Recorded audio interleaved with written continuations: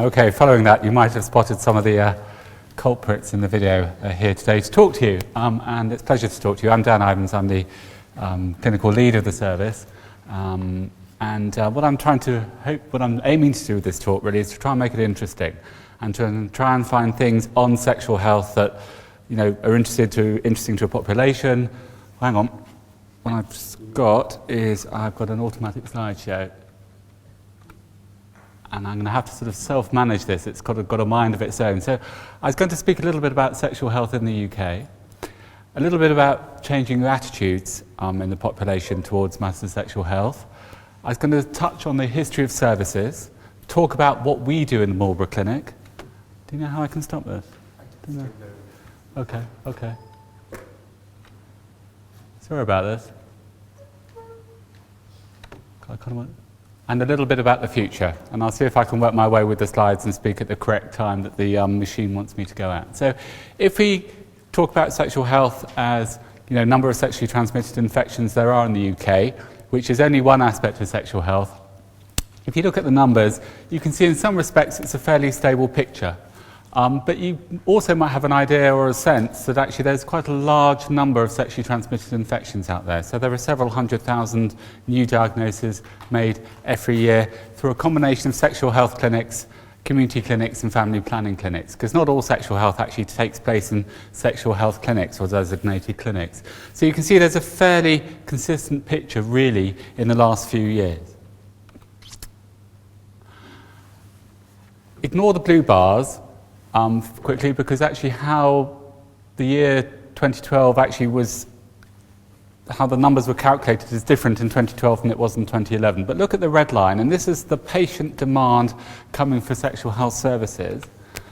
And what we can see is a gradual increase or a gradual demand of patients who want to attend and either have a consultation or be tested or ask questions. And you can see that about 2.5 million or 2,600,000 consultations take place throughout England in a given year now. So there's a big demand for patients wishing to access sexual health services. And then, as I say, the number is creeping up.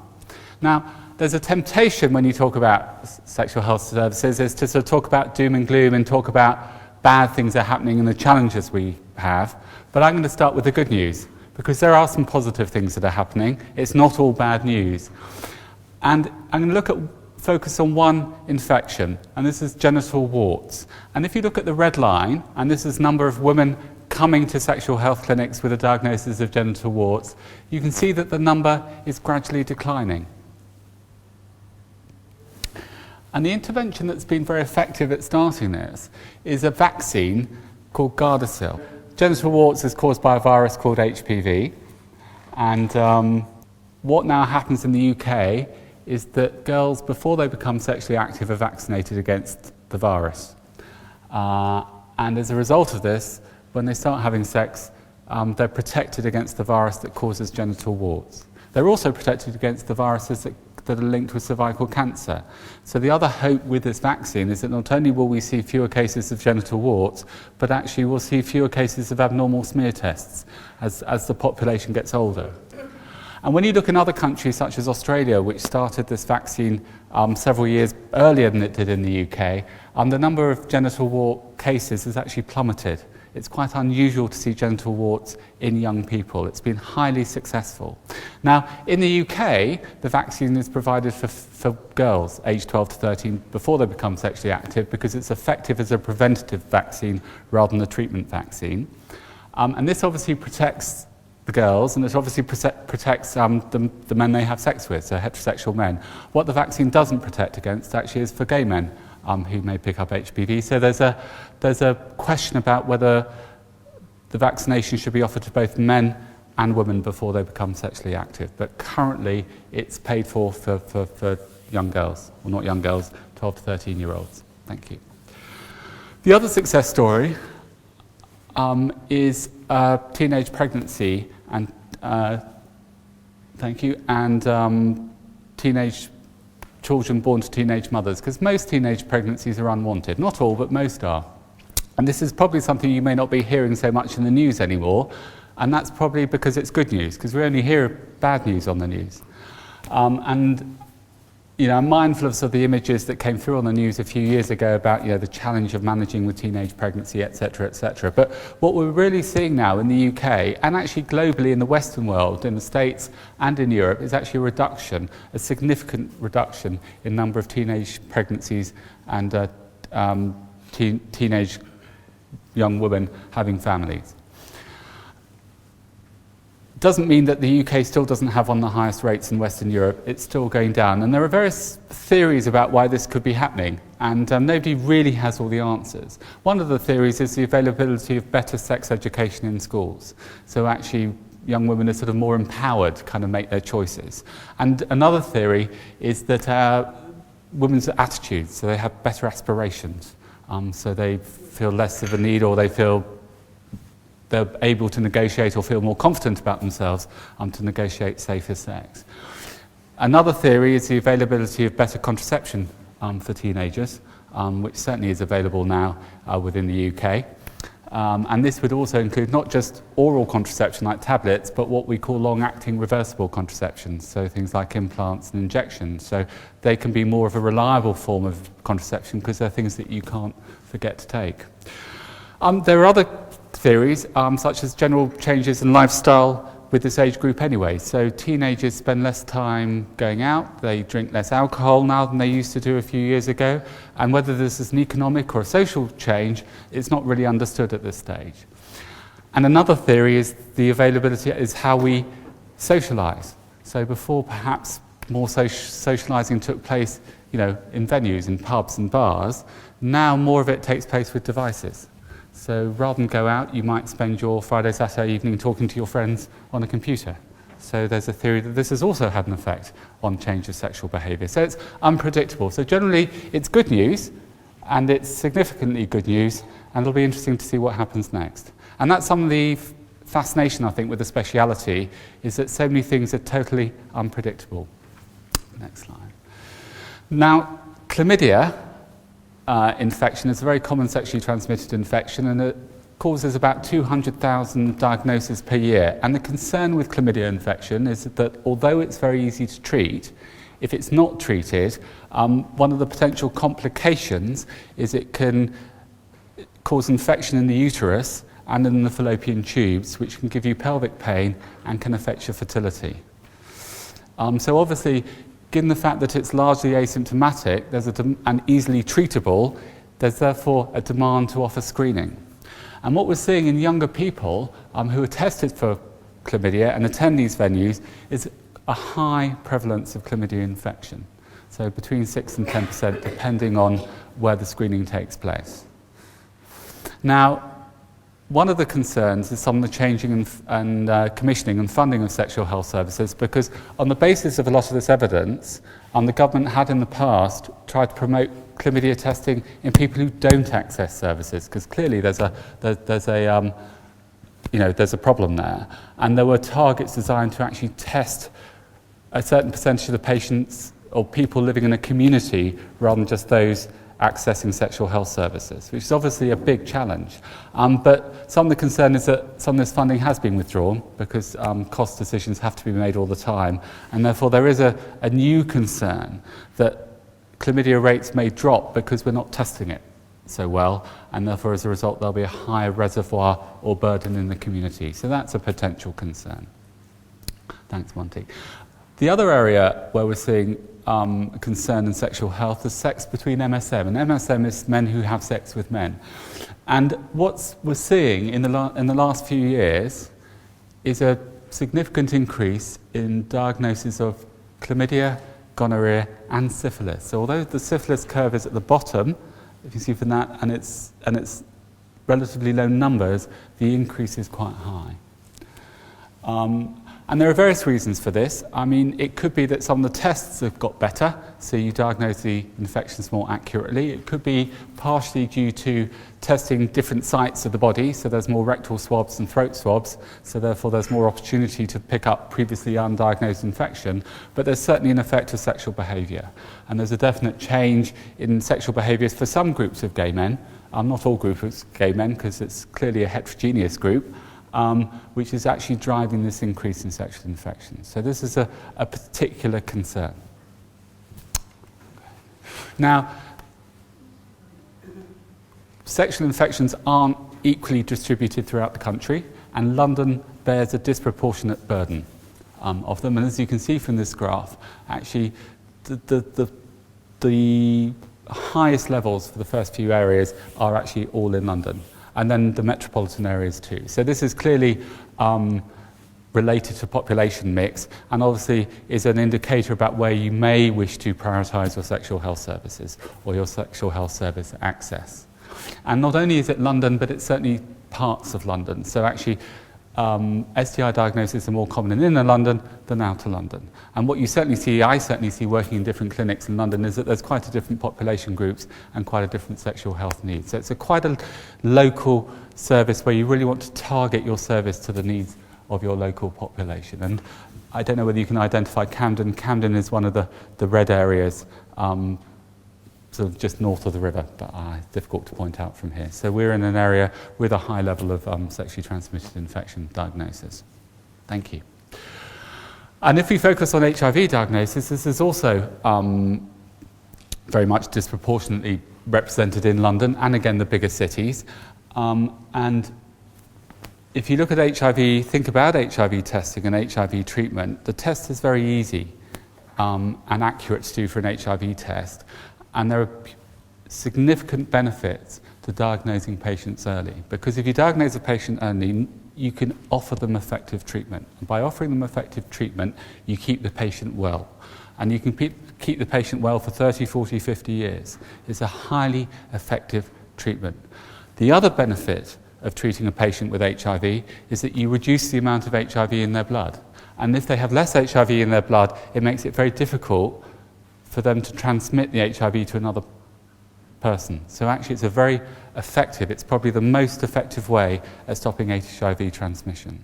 So when you look at data like this and you see, well actually we've got in certain areas of London, the dark blue in central London, we've got areas that are greater than 2 per thousand population, that raises the question about whether we should bring in more routine screening of HIV in many clinic settings. So not just in patients who turn up and asked to have an HIV test, because clearly there's a driver to actually identify areas where patients may attend for healthcare but don't turn up, but don't request an HIV test. So for an example, some people now registering at GP services in London will be routinely offered an HIV test. So it's really normalising the test and bringing it out outside sexual health services or traditional hospital services, just to give more people an opportunity of being diagnosed, because however difficult it is to have an HIV diagnosis, it's very much in the patient's best interest health-wise and also at a population level-wise to get an early diagnosis and try and pick up any areas of undiagnosed HIV.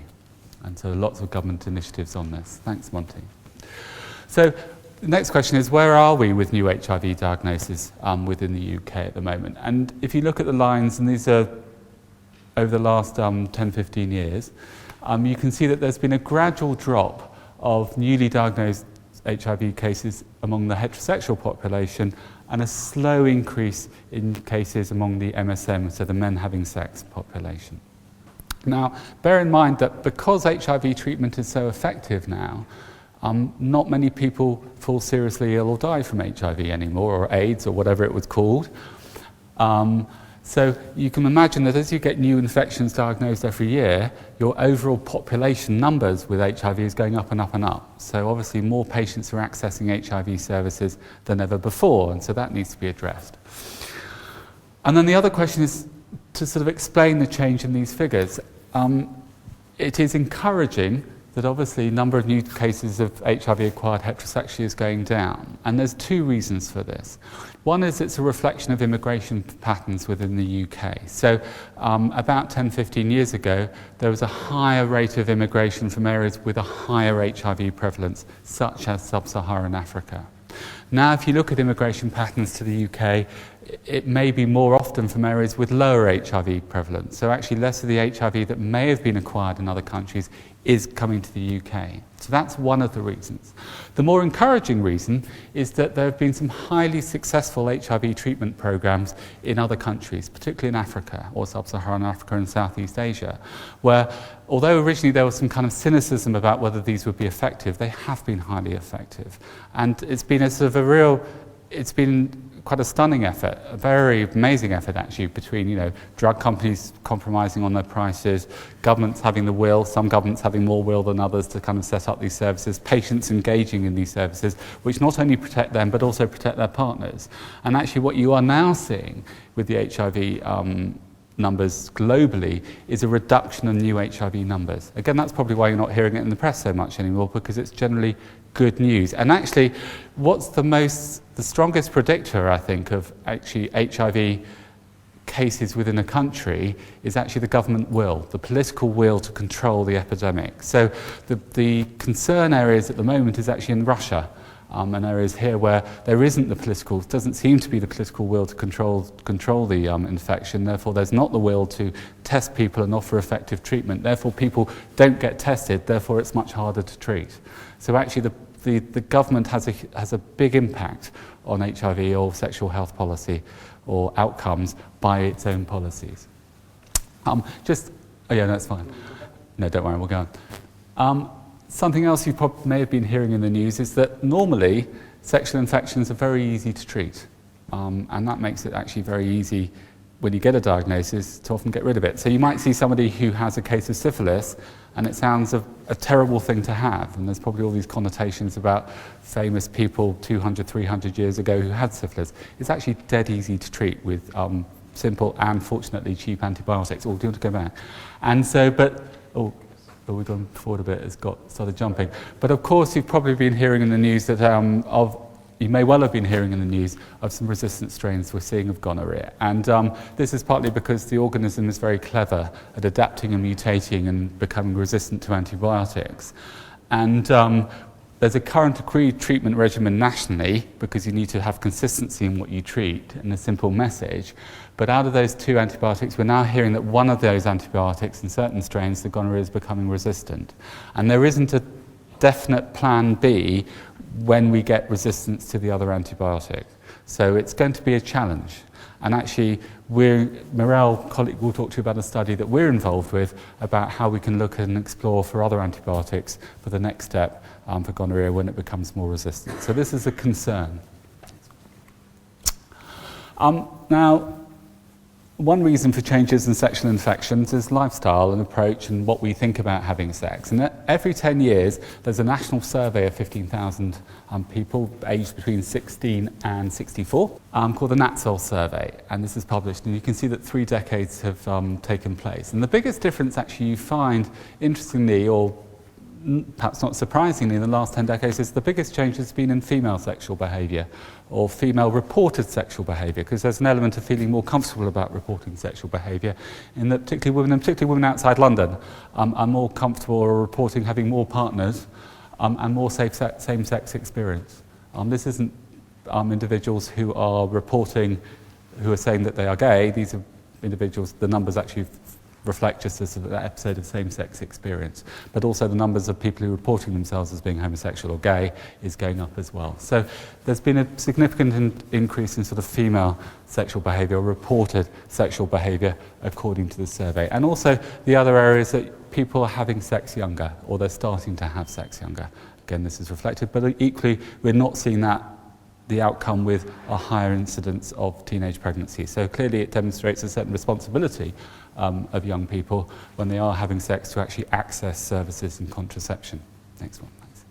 And also there's changes about how we meet our sexual partners happening, and that's with the use of technology. And I've shown you 2 apps that are available now on the phones. One's called Grindr, which is focused on the gay community, and one is called Tinder, which is on the heterosexual community. And for those who are not aware of these apps, is that you have the app on your phone, and you put in your profile onto the app, and you press the app, and you get a list of profiles that come up on your phone, and it'll say how far that person is from you, because it'll use the GPS to say it. So it'll say 93 metres away from you is this person with this profile. So it's actually a way of actually making sexual contact quick and easy without actually going to a venue. So it kind of changes about how people may access their sexual partners in some cases. And I think some ways it can kind of put a bit of pressure on people, because in a way what you're doing is you're taking although this works well for some people, there's an element of, you're taking that whole area of kind of meeting people before you have sex. A little bit about the history, and I think the history is interesting. So why do we have sexual health clinics within the UK? Well, it all started in the First World War. And there was a situation in the First World War where you had young men fighting in the trenches a few weeks and having a few weeks out of the trenches in Belgium and France. And then you had women who clearly were economically struggling. And so as a result of that, that led to levels of commercial sex work and different sexual behaviour. As a result of that, that led to sexual infections, particularly gonorrhea and syphilis, which were diagnosed at the time. And because treatment wasn't effective then, you were less able to fight. So it actually affected your fighting fitness. So the Lloyd George government actually took a step back and said, well, how can we counter this problem? Because this has an effect on the war effort. And they did a very intelligent exercise. They thought about what does the patient want? And we should always continue, obviously, asking this question today. And they said, well, what the patient will want is that they'll want somewhere that it's voluntary, it's free, and it's confidential. And as a result of this, we have this network of sexual health clinics throughout the UK today. Great. And as a result of that, also, we've got excellent data going back quite a long way. And I think this is an interesting slide for me, because again, referring back to syphilis, which we think was, that was in the dark ages and we shouldn't be seeing it anymore. But actually, like any infectious sexually transmitted infection, the levels you see in the population will just reflect about how the population is behaving at the time. So you won't eradicate it with a vaccine, it will just adapt to and reflect current sexual behaviour. And you can see, can't you, that if you look at the areas during the Second World War, we see a spike in cases of syphilis infections affecting both men and women. And then after that, in the 50s, if you follow down, as the Second World War finishes and penicillin comes in, you see a plummet, a drop of new cases of syphilis. And then in the 60s and the 70s, you see another rise, but this time the rise just predominantly affects male patients, not both sexes, because this is about syphilis acquired through men having sex with men, again, changing sexual behaviour and sexual lifestyles. And then at the end of the 80s, you've got the start of the HIV, or the AIDS, as it was called then, epidemic coming out. And not only were gay men now starting to see people of their community or their peer group falling very ill, but also you had the Saatchi and Saatchi adverts, don't you remember? Some of you may remember, I can, with the gravestones and the icebergs and the fear thing, which of course they may have had quite a negative effect on sexual behaviour, and actually probably what influenced sexual lifestyle changes was actually seeing your peer group actually falling sick and ill and actually having that direct experience. But you can see at the beginning of the 90s, everybody thought, well, syphilis has finished. But then again, what you can see right at the end, there's an upturn in syphilis, and this is where we are today, and that then extrapolates that onto the graph.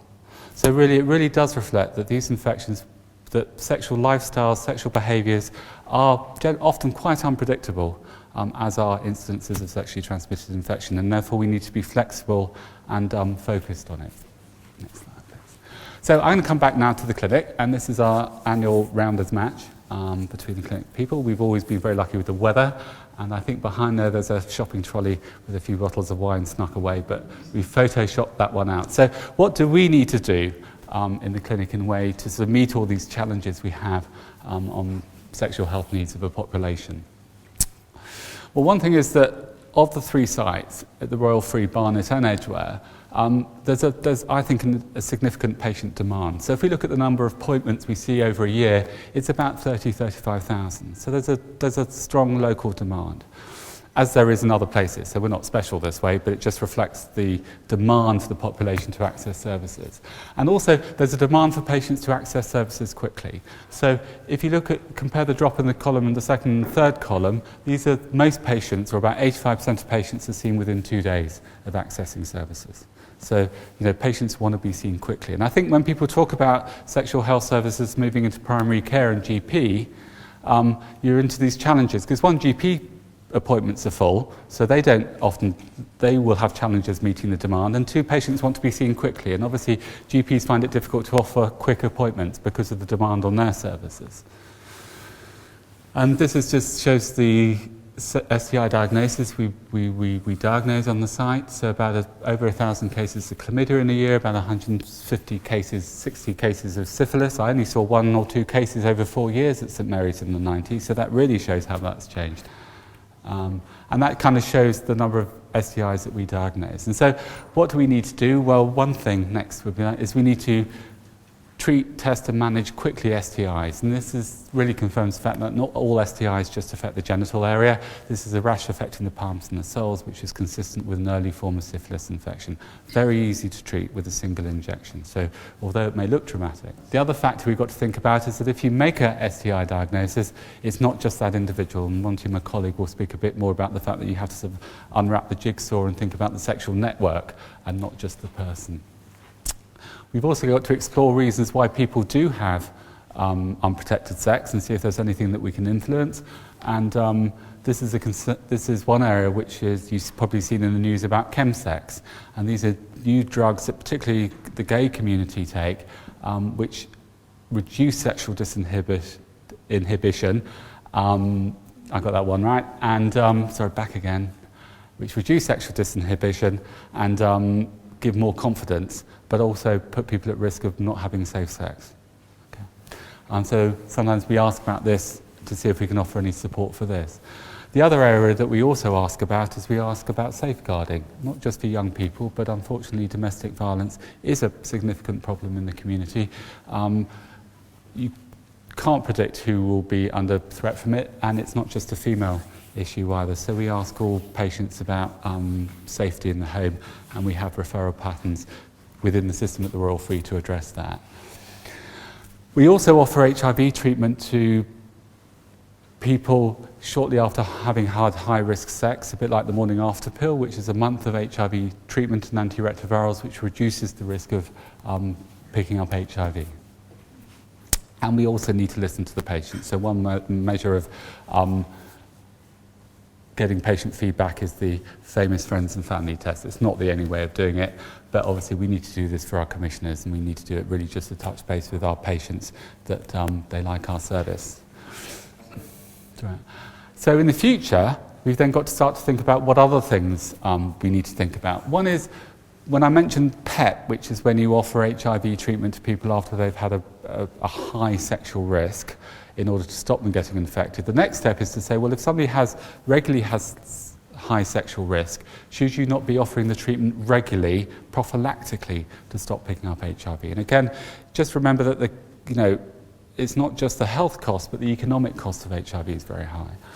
And so there's very good evidence that patients who are at high risk of acquiring HIV, actually if they take HIV treatment regularly, it means they are less likely to get infected. And this is now in the hands really of NHS England, which is trying to do a cost-benefit analysis to see if they can afford to commission sexual health services or some services to provide these drugs on the NHS. So yes, they're effective, but no, the budget hasn't been identified for that. So that's certainly something that we will be addressing shortly in the future. The other area we've got to think about is, do people need to come to sexual health clinics at all? So there's probably a subgroup of the population who'd be quite happy to order these things online. You can get an HIV test online now and test it in the comfort of your own home and post the samples back. So this is another area of providing services that's being looked at. There's always that question about whether it's cost effective. Whether it's cost effective or reduces clinic footfall. Again, we've just been going through a sort of certain tender process. But again, it's certainly something worth exploring. And the final reality really is we've got to be real about the finances, because of course we all know that the NHS is under some financial pressure. We all know that, but sexual health services have a particular challenge in that the funding under the latest healthcare reforms has moved from the NHS to the local authorities under public health budget. And of course, public health budgets and local authorities' budgets are under even greater pressure, financial pressure, than the NHS. So at the moment, there is a real challenge, I think, with the sexual health service to meet the demands of the population with the reality of the finances, which is as much as other parts of the NHS. Great. And I think we both got there at the same time, me and the slideshow. So thank you for your attention. Thank you. Thanks, Monty. So just to remind you, I'm Monte Fields. I'm the lead sexual health advisor in the Marlborough Clinic. I'm one of quite a few different disciplines of practitioners working in the service. So I want to just go through an overview of what we basically cover as a team. So really, the interventions that we do as sexual health advisors, and we generally come from more psychological and psychosocial intervention point of view than a medical one, is to support a healthy sex life with as little risk as possible. So we help to explain and to manage sexually transmitted infections once they're diagnosed, to make sure that they're treated properly. Dan started out by talking about partner notification. So one of the main roles of my team is to look at the sexual network of somebody who has a sexually transmitted infection and figure out who else is at risk so that they can be tested and treated. I'll talk about that in a minute. We also provide tailored risk reduction counseling. I think Dan also referred to reducing risk as much as possible to prevent onward transmission and the associated social and economic costs of sexual ill health. We also provide screening and referral for young people attending our services, and I'll talk about those things in turn. Sexually transmitted infections really run the gamut from incredibly simple to treat to much more complicated to treat, and most of them are curable, as Dan said, with a few tablets or an injection. All the way down to hepatitis C and HIV, which can be much more complicated to take care of. So one of the things we do is to try to ascertain the sexual networks of people who have these infections and break the chain of transmission. So what we do in terms of STIs is help the patient understand what the diagnosis is, how they got it, including sexually how they got it. So from whom they got the infection, but also from what kind of sexual activity, where in their body it has been transmitted from one person to them. How do I get rid of this? What do I need to do to make sure that the treatment I'm taking is effective? And when can I have sex again? Always the most important question when you're talking to patients with a sexually transmitted infection, as well as potential complications. And mainly here I'm talking about complications of untreated infection. For example, chlamydia is a simple infection to treat, but if untreated can go on to cause other problems such as infertility in some cases. So contact tracing, really what we're trying to do is break the chain of transmission by identifying all the sexual partners of that person within a set look-back period for that infection, within the incubation period and just before it, to identify the networks and help the patient, collaborate with the patient in order to get them or allow us to contact their partners and offer them treatment and or testing. So contact tracing, very easily sometimes done by the patient, and this is one example of a message. I don't know if you can read it, but it says, "Sorry to tell you this, I have chlamydia, frowny face. Please go to your gum clinic and ask for some tablets. My clinic details are XYZ." It can be very simple to do that, but there's a lot of stigma involved in sending a message like that, and patients need help to think through what the possible reverberations socially from that kind of activity are. Can have a profound effect on relationships if it's not handled well. So finally, in terms of contact tracing, who's in your network? So, we often think about sex as between one person and another person, just two people at one time, but we really need to be thinking about many people in some circumstances. So this is kind of a funny slide with celebrities, but if you think you're only having sex with one person, but how many people did they have sex with, and it becomes a never-ending kind of story. So in order to break the chain, we need to be thinking about as many people as who are at risk. In terms of risk reduction counseling, we offer a collaborative intervention with patients who are willing, and I stress that because we say it's about dancing instead of wrestling. We work with the willing to help them reduce risk that they see as necessary. So for those at high risk of STIs, we would offer a structured discussion that tries to identify what risks they're taking, the level of importance they ascribe to changing that behavior, and their confidence, and helping to improve their confidence to make that behavior less risky to them.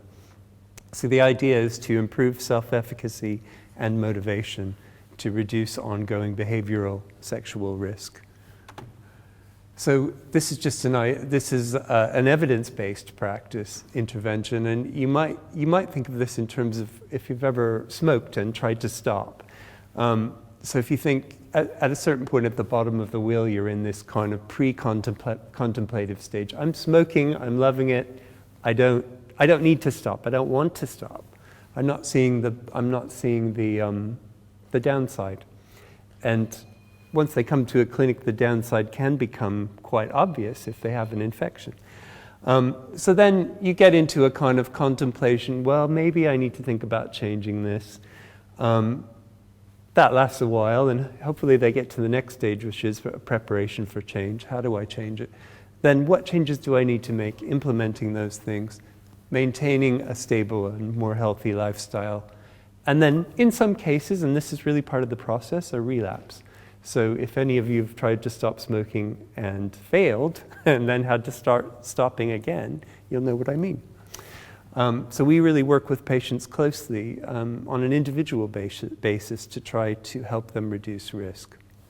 I think Dan was talking about one of the things that is different in terms of women and unplanned pregnancies is this kind of thinking about behavior and how people can reduce risk on their own.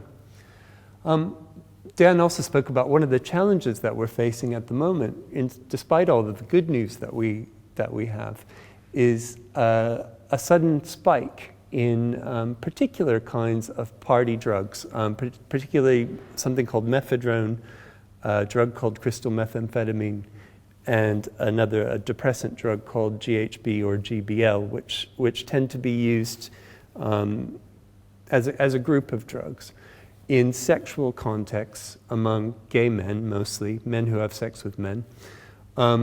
They have a particular profile that lets people have porn star sex. It increases libido, which is fun.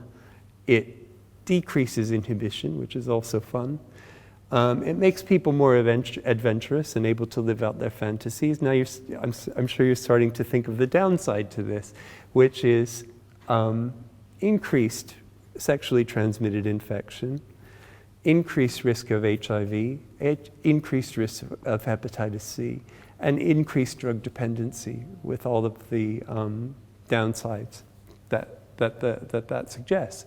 This is enabled by online sites and geospatial applications that Dan mentioned. So things like Grindr among MSM and Tinder, I think, among straight people. This is a particular challenge among men who have sex with men. And I think it's really easy to talk about, you've probably heard about chemsex on the news, and it's very easy to talk about it in a way that suggests, why are these people doing this? I can't possibly understand why put yourself at risk. So I think it's important to think about why. And if we think about the lifetime incidence of depression at 40% among men who have sex with men, and anxiety at 20%, that's very, very high compared to the general population. That leads to feelings of low self-worth. These drugs help people to escape from those difficult feelings and have a good time for a short period of time. It makes them also, because of the good side to it, the fun side to it, makes them very ambivalent about changing this behavior. So this can be a really sticky situation psychosocially to intervene with.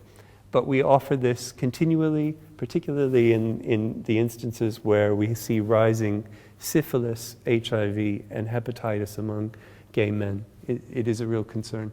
The geospatial apps, I think Dan described. I mean, the drugs combined with the geospatial apps, making it so very, very easy to connect with another guy 300 yards away who's also high and looking for sex. Well, I think you get the picture. So a case example, we had, these are anonymized cases, these are combined cases. It's not an individual that I'm talking about, but a man who had sex with other men. He's aged of 32. He came into the clinic as a contact of gonorrhea. So as a result of our contact tracing or the contact tracing activity in another clinic, this guy's come in because a partner of his told him he had gonorrhea. He also has some urethral discharge. And when we asked him a few questions, we asked about, do you ever use drugs while you're having sex, particularly some of the drugs I mentioned? He said that he did frequent anal sex and very infrequent condom use, and this all adds up to us thinking about a very high HIV risk. In this case, we would offer a finger prick instant HIV test, which was reactive in this case. So it's a way, by being a contact of chlamydia, we've brought in somebody who needs treatment for HIV potentially. Another thing that the health advisors do is offer screening and services to young people. I'm not sure you're aware, but young people aged 13 and above can make an appointment with a clinic on their own, with a sexual health clinic on their own. They're not required to have parent permission. We do have to screen for something called Fraser competence, and Fraser guidelines are those put down after a landmark court case in 1982 where a parent sued the Department of Health for providing her daughter with, it was called Gillick, for providing her daughter with contraception when the mother was not aware of it. And what was decided at that time was that we could offer these services to people under 18, as long as we fulfilled some particular guidance around safeguarding and their competence to consent to care.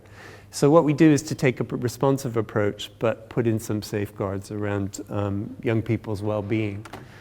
So some of the things we ask about in the interview, my team would interview every young person aged under 16 for asking these kinds of questions, and this isn't exhaustive, but these are the kinds of things we would ask. We'd be asking about mental health problems. We'd be asking what age the partners are. Are their parents aware they're coming to clinic? We would encourage discussion with parents and try to understand the difficulties that some young people would have in discussing sex and sexual behavior with parents. What their roles and responsibilities were. Essentially, we're trying to paint a picture of the safeguarding, the safety of this child, and provide them with responsible sexual health care. In some instances, if we determine that a young person is under threat, we would be referring to statutory agencies, and that, if there is a risk of harm to a young person, that would not be that would be something we try to get the young person's consent to do, but that would be something we would statutorily have to do. So it wouldn't. We sometimes have to act against what the young person would want. So just a case example. I'm not going to read through this whole thing, but essentially we had a young person attend for emergency contraception, which is the morning after pill, after an alleged sexual assault from a person who was a little bit older, over the age of consent, 16. There was a risk assessment done, and it was realized that this patient didn't really understand what consent meant, nor the different responsibility of her 16-year-old partner. We also determined that the alleged assailant was harassing this young person on social media, like on Facebook. There were possible links with gang activity in the area. We immediately alerted police, Sapphire team, which works with young people in child sexual exploitation cases or potential ones, referred to social services immediately, and offered a referral to the Haven, which is a sexual assault referral center. in London. About a week later, the patient came back and had a full sexual health screen, so we continue to manage their sexual risk. Patients having some post-traumatic stress symptoms, understandably. We referred to child and adolescent mental health, who saw the patient quickly. Just to kind of give you a flavor of what happens, we do see young people over many years sometimes. And this person came back several times for sexual health screens, was fine. Again, 6 months later, some social problems, difficulty with mum, moved to dad's house, and again, concern about potential gang involvement, and we spoke to their social worker again. A year later, it's a good story. The social care had worked well with the young person. She's attending counseling at school. The assailant's gone to prison. There is a threat about the assailant getting out of prison soon. So you see how it goes. It goes on and on. Sometimes we have to work with young people for several years. And that's all from me. Thank you. We'll have time for questions at the end. Hello. I'll try not to overlap too much. My name's Maria. I'm a senior sister at the Marlborough Clinic. Just sitting on Oh, thank you, Auntie.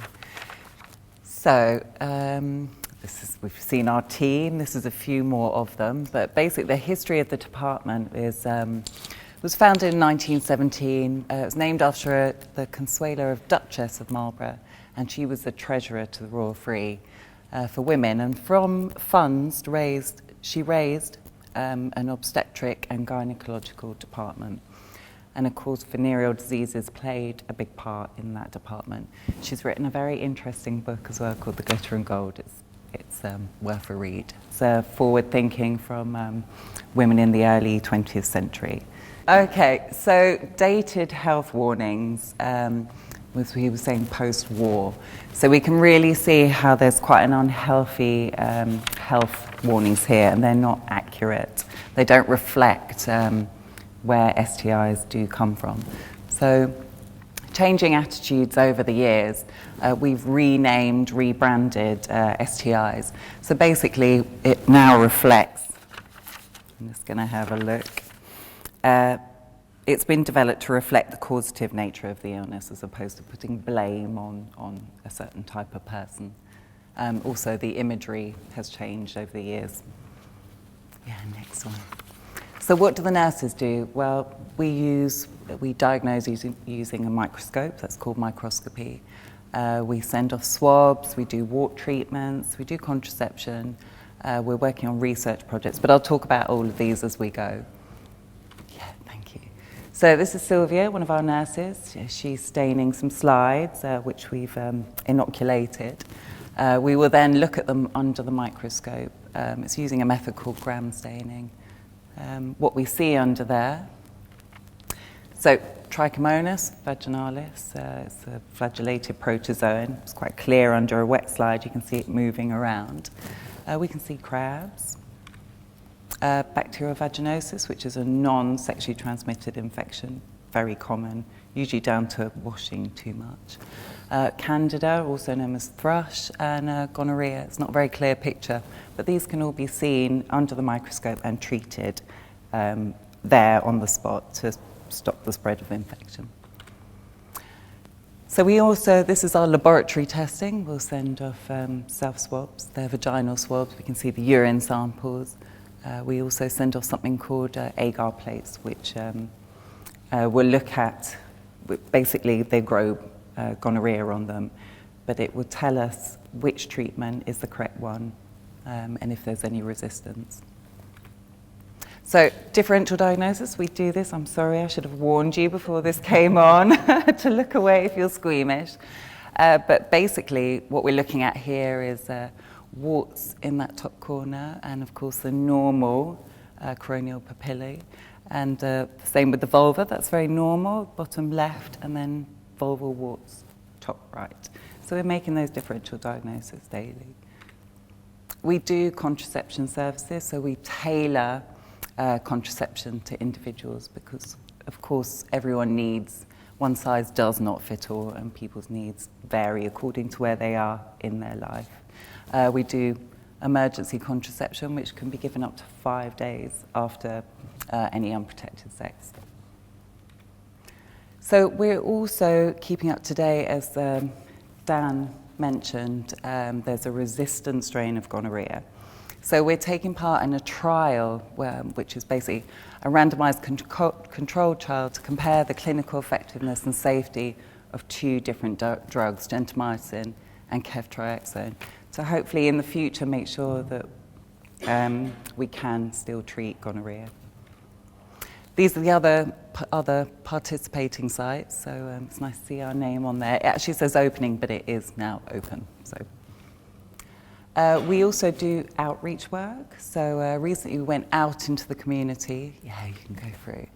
And looked at, basically we found, if you go to the next one actually, it's probably easier to talk about. So we looked at the British Somalian community, which is a very large community, which has been here. It's the largest and oldest community, as it was recruited. People from Somalia were recruited to fight in the First World War. But when we looked at our figures, we found that we had 2 attendees from the Somalian community over the last year. So we were thinking, why is that? So we went out into the community to find out. That's just some pictures. That's fine. So this is us in the community. Basically, we've also brought along an obstetrician and a vulva expert as well. So some other nurses were giving out leaflets, and we did a questionnaire as well, just to find out what's happening. Where are people going? Are they going to their GP, or where are they attending if it's not with us? So it's very wordy, I'm afraid. I'm sorry, but basically, it showed that there's a lot of breakdown of myths and mistrust of some of the services, probably alongside things like FGM, whereas now they are, can be reported and there can be police involved. So people tend to not disclose. So basically, what we found is that in the future, we need to do more outreach projects. We need to encourage GPs to be more aware about FGM. We need good referral pathways in place at the Marlborough Clinic in case we do get attendees. So people build up trust and links to the community. We thought we could do that by going away, and we did a vulva specialist weekend, and that's us in Cornwall. Very hard work, as you can see. That's the Eden Project at night, which was part of that. But this was a vulva specialist weekend, so that got us all there. And that's the end, really.